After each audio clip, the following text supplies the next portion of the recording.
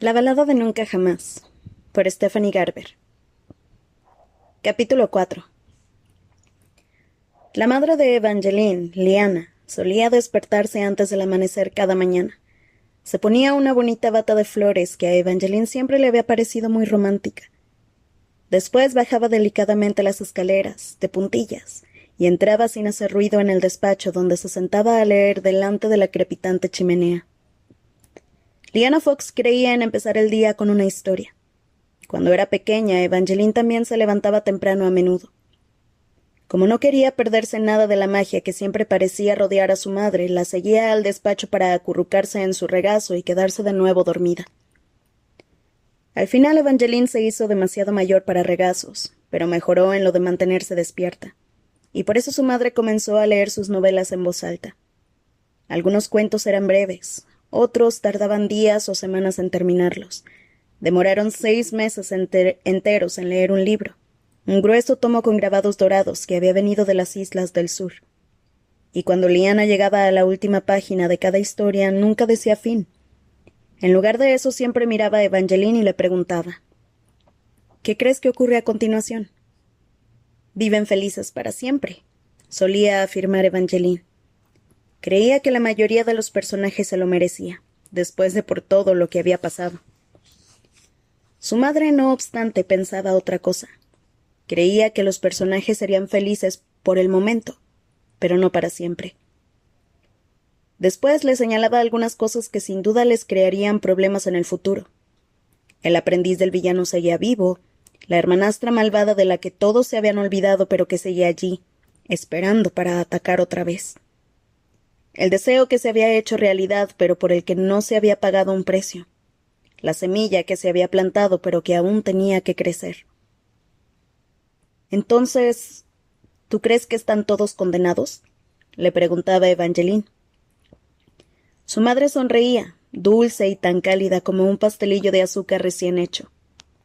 Para nada, mi querida niña. Creo que hay un final feliz para todo el mundo. Pero no creo que este final ocupe siempre la última página de un libro, o que todos vayan a encontrar su felices para siempre. Los finales felices pueden ser apresados, pero es difícil retenerlos. Son tesoros con alas. Son criaturas salvajes, feroces y temerarias que deben ser perseguidas constantemente o, de lo contrario, huirán. Evangeline no quiso creer a su madre entonces, pero ahora lo hacía. Y habría jurado que podía oír su final feliz, corriendo para alejarse de ella mientras salía del apartamento del ala.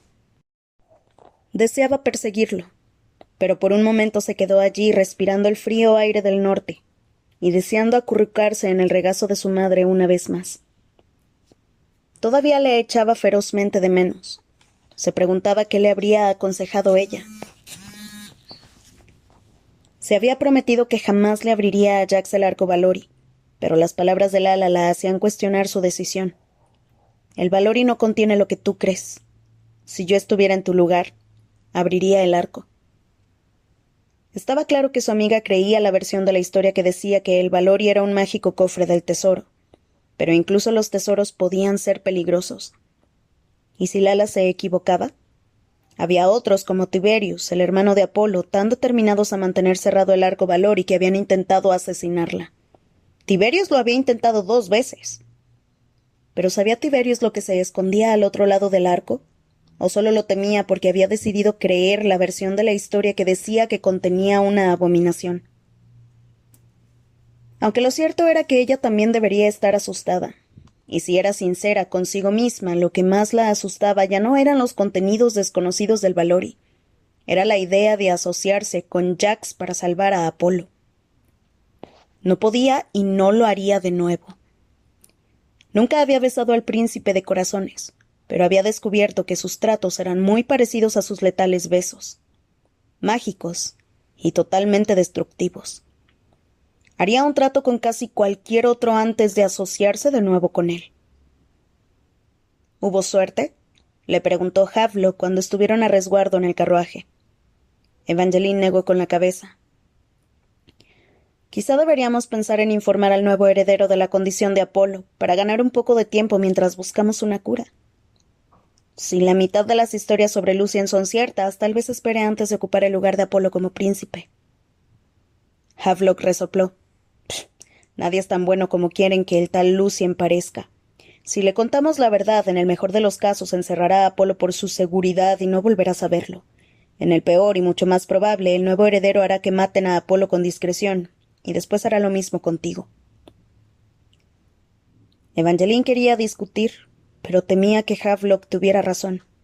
El único modo seguro de salvar a Apolo sería descubrir cómo despertarlo antes del día siguiente. Tic-tac, tic-tac. No había reloj en el carruaje, pero Evangeline podía oír el tiempo escabulléndose.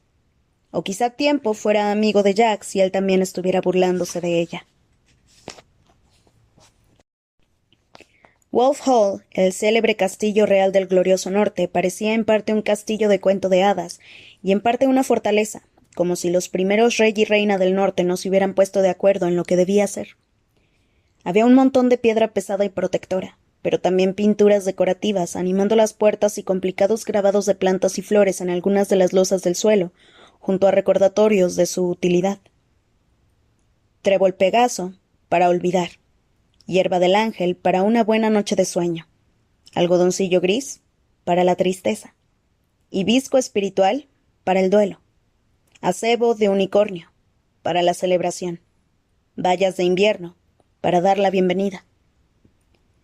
Cuando Evangeline salió del castillo aquella mañana, había ramas de algodoncillo gris y ramos de hibisco espiritual por todas partes.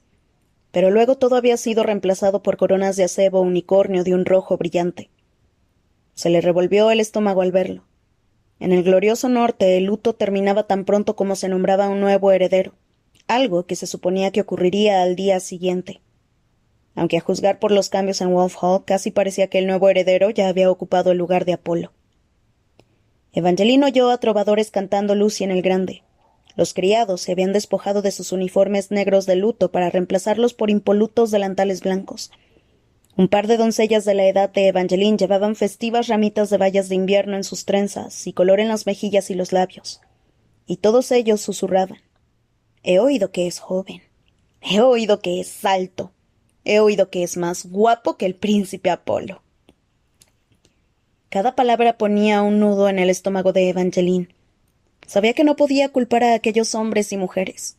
La gente necesitaba razones para celebrar. El luto era importante, pero no podía perpetuarse para siempre. Solo habría deseado contar con más tiempo. Al menos todavía le quedaba un día antes de que Lucien llegara, aunque no pareciera suficiente. Tomó aire temblorosamente mientras el pasillo por el que Havelock y ella avanzaban se volvía más oscuro y frío. Momentos después llegaron a la trampilla astillada que los conduciría hasta Apolo. A Evangeline siempre la ponía nerviosa que no hubiera un guardia apostado en la puerta, pero dejar a un solo soldado en mitad de un pasillo vacío habría resultado demasiado sospechoso. En lugar de eso, un miembro de fiar de la Guardia Real esperaba en el interior a los pies de la escalera. La pequeña cámara secreta estaba más bonita que la primera vez que la había visitado. Evangeline no sabía si Apolo era consciente de que lo rodeaba. Pero, por si lo era, había pedido a sus guardias que pusieran algo de vida en la pequeña estancia. Los suelos fríos se habían cubierto de gruesas alfombras búrdeos. Pintadas y pinturas de vibrantes escenas forestales colgaban de las paredes de piedra y habían bajado una cama con dosel de terciopelo. Habría preferido que Apolo estuviera en su dormitorio, donde el fuego ahuyentaría el frío y las ventanas podrían abrirse cuando el aire se arranciara. Pero como Havelock le había recordado, era demasiado arriesgado. A los pies de la escalera el guardia saludó a Evangeline con una reverencia y después habló en voz baja con Havelock, dándole privacidad mientras se acercaba a su príncipe. Mariposas se movieron en su pecho. Esperaba que las cosas fueran distintas aquel día. Pero su príncipe parecía exactamente el mismo. Apolo estaba inmóvil, como el final de una trágica balada norteña. Su corazón latía muy lento y su piel oliva estaba fría al tacto.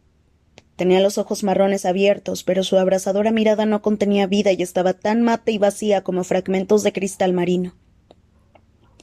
Se acercó y le quitó las ondas de cabello oscuro de la frente, deseando con todo su corazón que se moviera o pestañeara o respirara.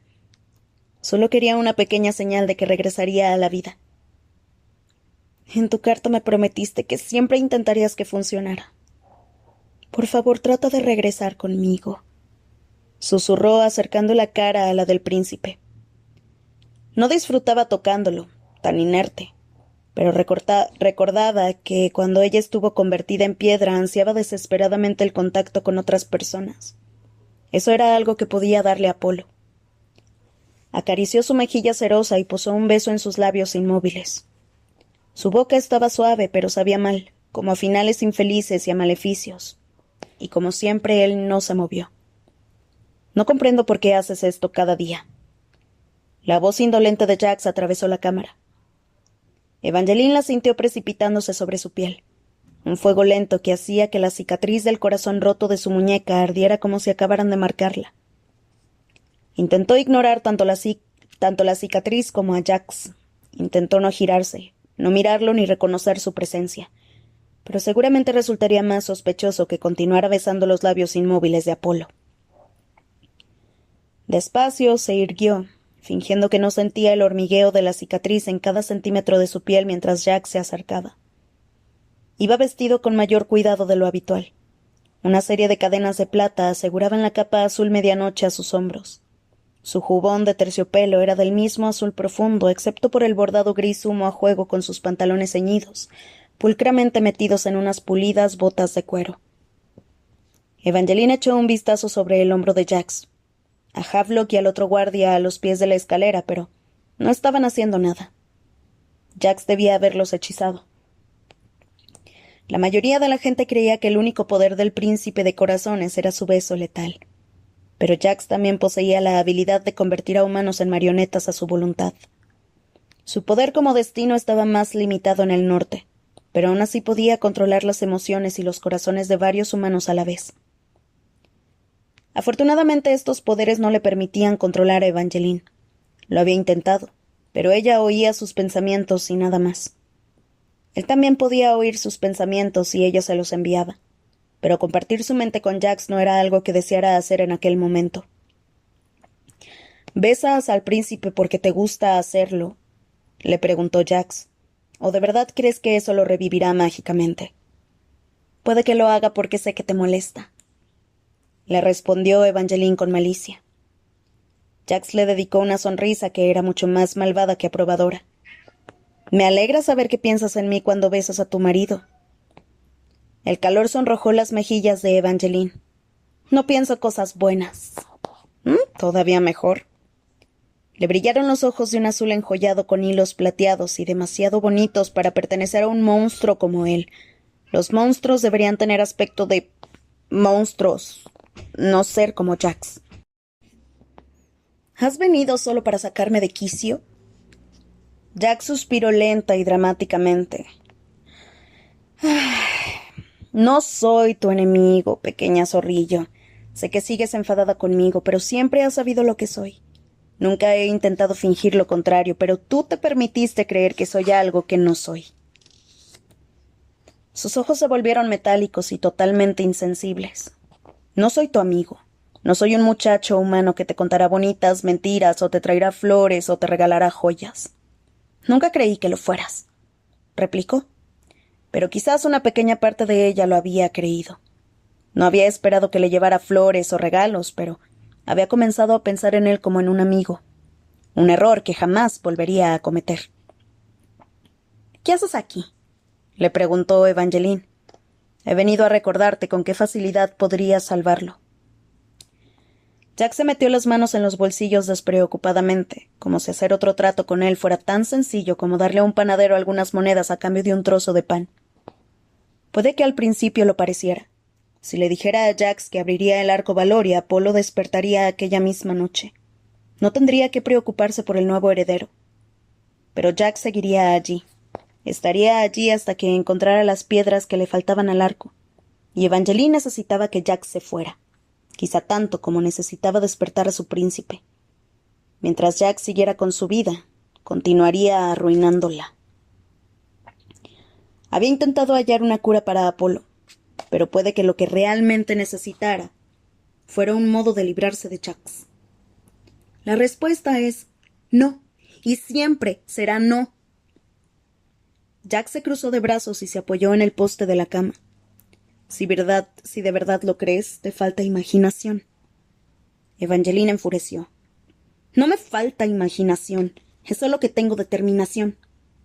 Como yo. En los ojos de Jack destelló algo maléfico. Esta es tu última oportunidad para cambiar de idea. ¿O qué?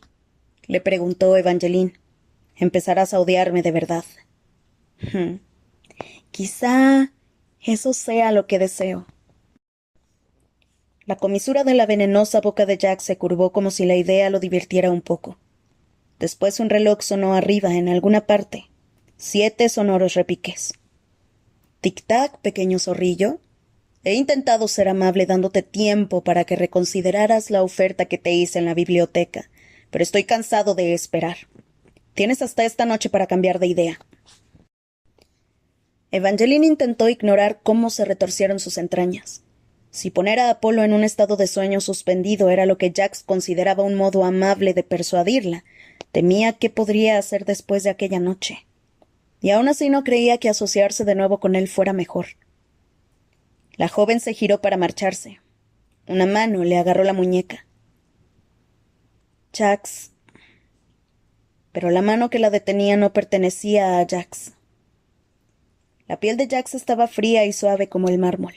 La mano que la había agarrado ardía. ¿Apolo? Evangeline se giró de nuevo hacia su príncipe, atravesada por una oleada de entusiasmo. Apolo estaba mal. Unos momentos antes sus ojos habían estado tan opacos como el cristal marino, pero ahora resplandecían en rojo, como rubíes de fuego y maldiciones. Evangeline se giró hacia Jax, o lo intentó.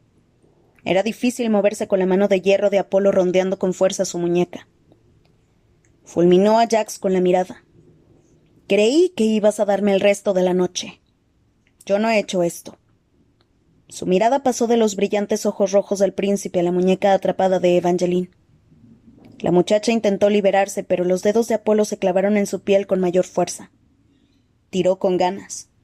Él apretó más, dolorosamente fuerte, haciéndola chillar mientras intentaba zafarse. Sus ojos todavía tenían ese horrible brillo rojo, pero no parecía despierto, parecía poseído, o quizá luchando desesperadamente por despertar. Evangeline sintió que el pánico le aplastaba el pecho. «Apolo. No puede oírte». Jack sacó una daga con una brillante hoja negra. «¿Qué? Va a romperte los huesos», gritó, y le cortó la mano a Apolo con su cuchillo. La sangre salpicó la falda de Evangeline cuando el príncipe le soltó la muñeca. El rojo había desaparecido de sus ojos.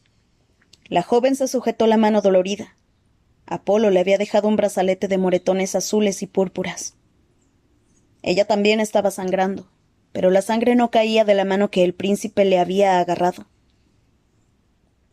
Era la otra mano. La sangre roja manaba de un corte diagonal en su dorso, igual que la herida que Jax acababa de hacerle a Apolo, como si ella también se hubiera cortado. Intentó limpiárselo, esperando que fuera solo una salpicadura de la sangre de Apolo, pero su mano siguió sangrando. Jax le miró la herida con unos ojos tan oscuros como una tormenta. Soltó una maldición, se sacó un pañuelo del bolsillo y le rodeó el corte apresuradamente. «Mantente alejada de aquí y no vuelvas a besarlo». «¿Por qué? ¿Qué está pasando?», le preguntó. Jax habló con los dientes apretados. «Alguien acaba de envenenarlos de nuevo, a ti y a tu príncipe».